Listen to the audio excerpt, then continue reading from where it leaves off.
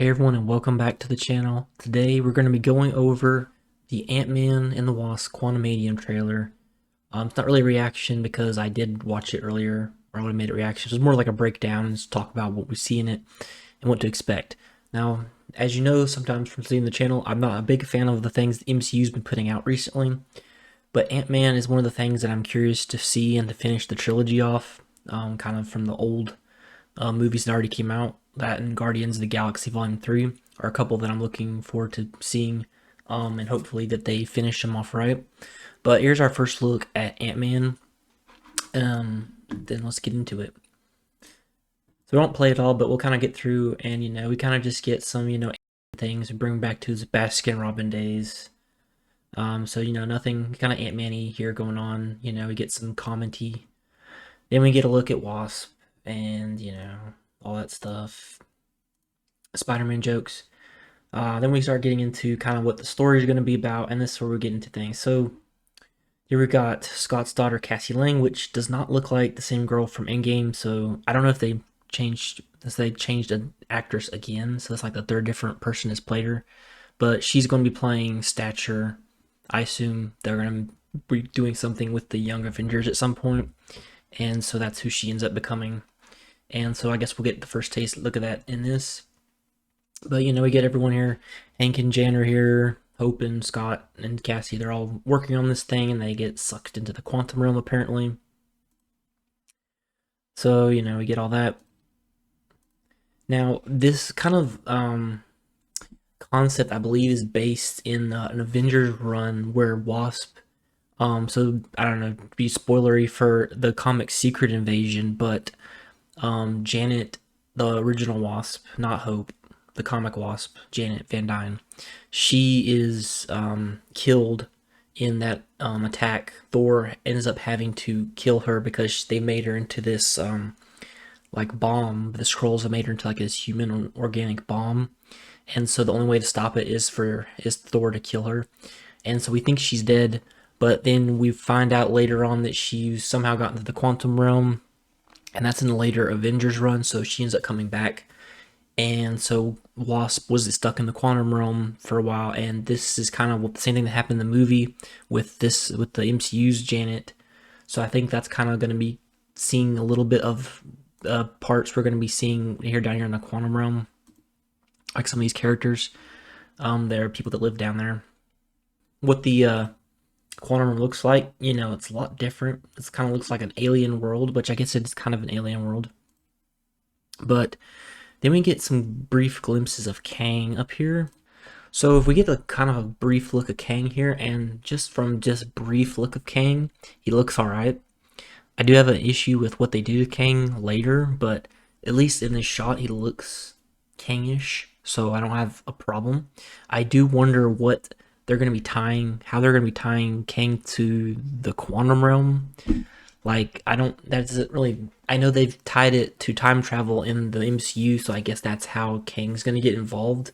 But as far as why Kang would be in the quantum realm in general, I don't know. But I assume it's just because of the time travel element, and Kang is known for time travel, so that makes sense in that regard anyway. And we get Bill Murray. I didn't know who that is. I have no idea who he's playing, but I just noticed that Bill Murray's in this. And then here we go. We got Ant-Man and Wasp's new costume. And actually, this is actually a pretty cool Wasp costume.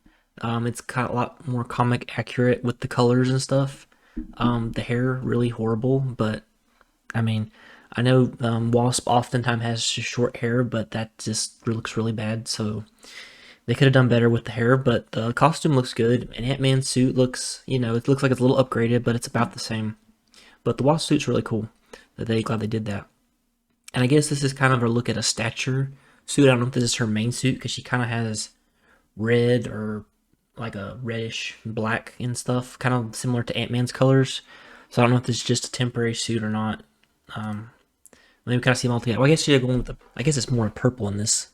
Now I can see this better. It's a little purple, which I guess she does have a purple in an alternate dimension Stature. Our alternate dimension Cassie Lang has a purple outfit, so I guess they wanted to change up the color scheme from her dad. Because, in the comic books, Scott Lang is dead when she becomes Stature. He dies in Avenger Disassembled. and so she's kind of taking up the mantle of her dad, I guess.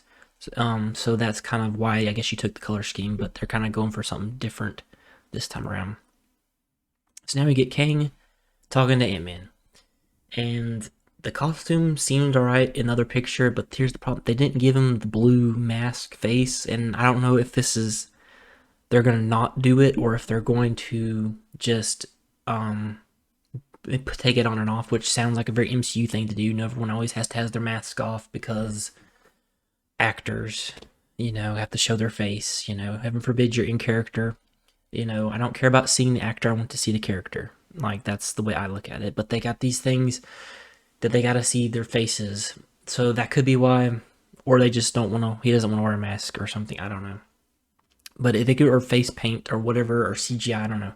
They're just averse to face paint, I think, in anything in the MCU. Like, they could have made She-Hulk, probably would have been pretty cool if they would just made it, like, gotten a really tall, athletic woman and, like, painted her green. Would have probably looked better than the CGI we saw. But here, like, they could have just painted his face, put a mask on him, something, I don't know.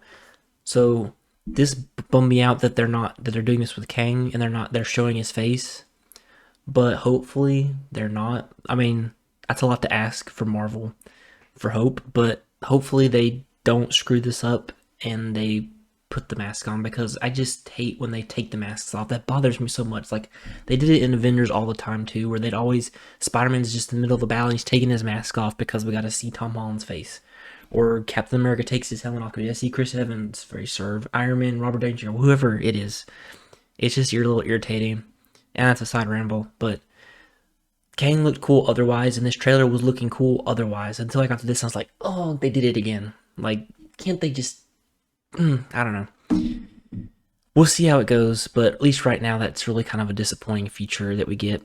So I will jump back in and add this, that I did find the poster after I watched the trailer, and it appears that Kang has the blue face. Doesn't mean that we're not going to see him most of the movie without the blue face, but this is at least more promising, I will say, more Kang-ish. So that was a little bit better, but I just want to throw that in so that they did at least have something with the blue face. And, we get Ant-Man and the Wasp, Quantumania, and Nothing Little Thing, and they're coming out next year. But anyway, that was kind of looking at the trailer, just a kind of quick breakdown.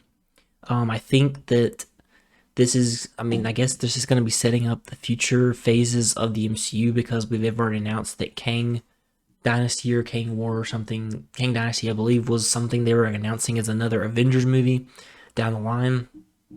And Kang is in the comics, he's the well-known Avengers villain.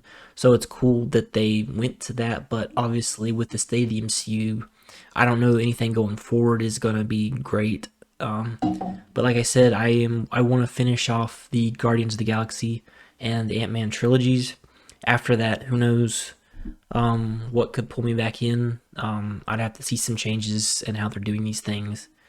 Obviously, I would have preferred, just in Ant-Man in general, that we focused on Hank and Janet and them being the main ones, which is not a huge gripe, but it would have been preferable.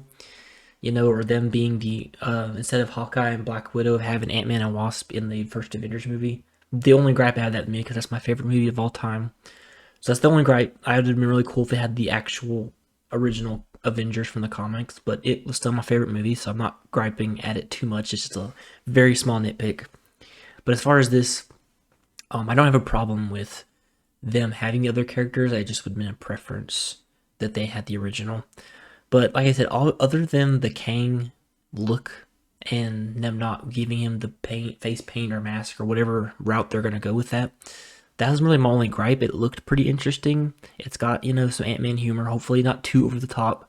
Obviously, Ant-Man's a little bit more comedic than the other MCU movies would be, but they've, MCU's gone really hard on comedy in a lot of their recent stuff, so hopefully they don't go too bad and it's just a nice balance.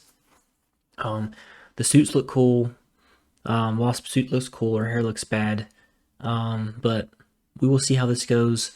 But anyway, that was Ant-Man and Quantumania. Tell me, what do you guys think about this trailer? Did you like it? Are you looking forward to it? What are your theories about what's going on with Kang and Ant-Man? Let me know in the comments. Like and subscribe to the channel, and I'll talk to you guys next time.